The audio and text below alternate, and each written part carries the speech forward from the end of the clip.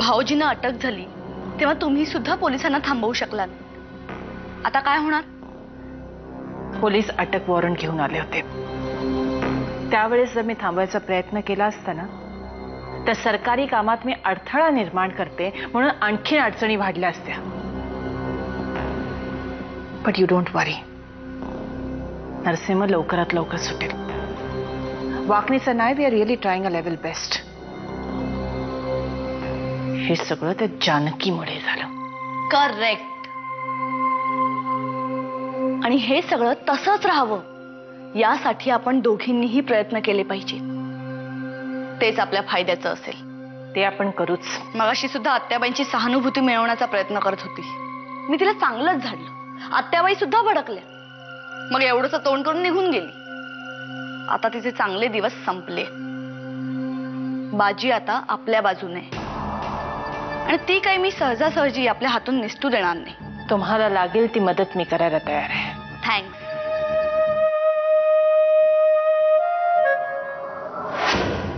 ताई, भाऊजींच्या अटकेची बातमी केवढी ठळक आली पेपरमध्ये.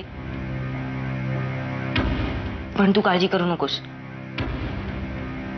तुम्हाला म्हणाली आहेस ना की भाऊजींनी काहीही केलेलं नाहीये. मग पोलिसांनी त्यांना उगीच पकडलं असेल ना तर लवकरात लवकर भाऊजींना सोडून देतील ते पोलीस. मलाही वाटतंय की असंच होईल म्हणून. ताई, पण तू काही काळजी करू नकोस.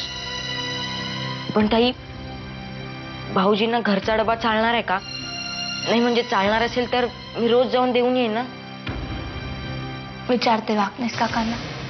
तशी काही कामं असेल तर सांगेन मी तुला. ठीक आहे ताई. पण मला अजूनही कळलं नाहीये की बाबांकडे एवढे 10 लाख रुपये कुठून आले. म्हणजे त्यांनी काही कर्ज वगैरे काढलंय का कुठून?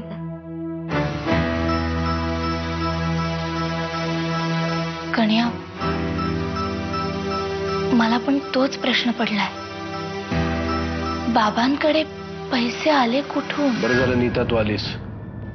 खूप मिस करत होतो मी तुला.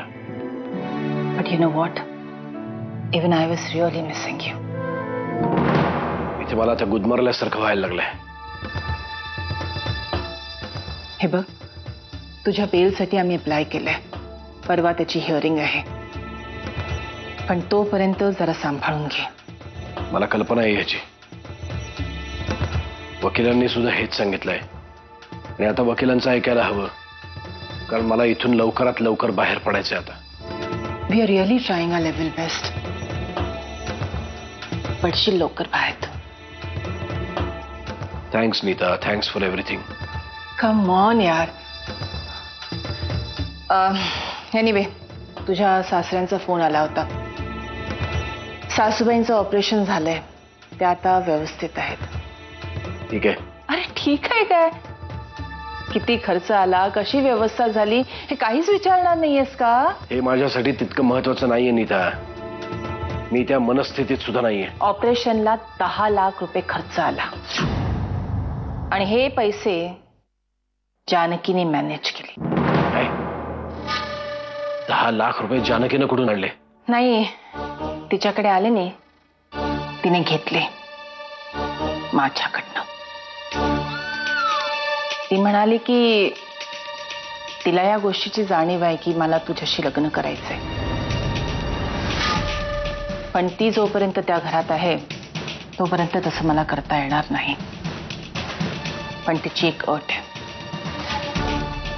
तिला या कामासाठी 25 लाख हवेत.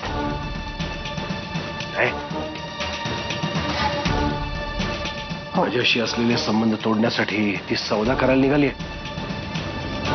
अरे, असाच धक्का मलाही बसला जेव्हा मी हे सगळं ऐकलं. मी म्हंटल तिला, अगं नवरा बायकोचं नातं असं सोपं नाहीये तोडणं. तर म्हणाली की आमच्यात नातं कधी नव्हतंच.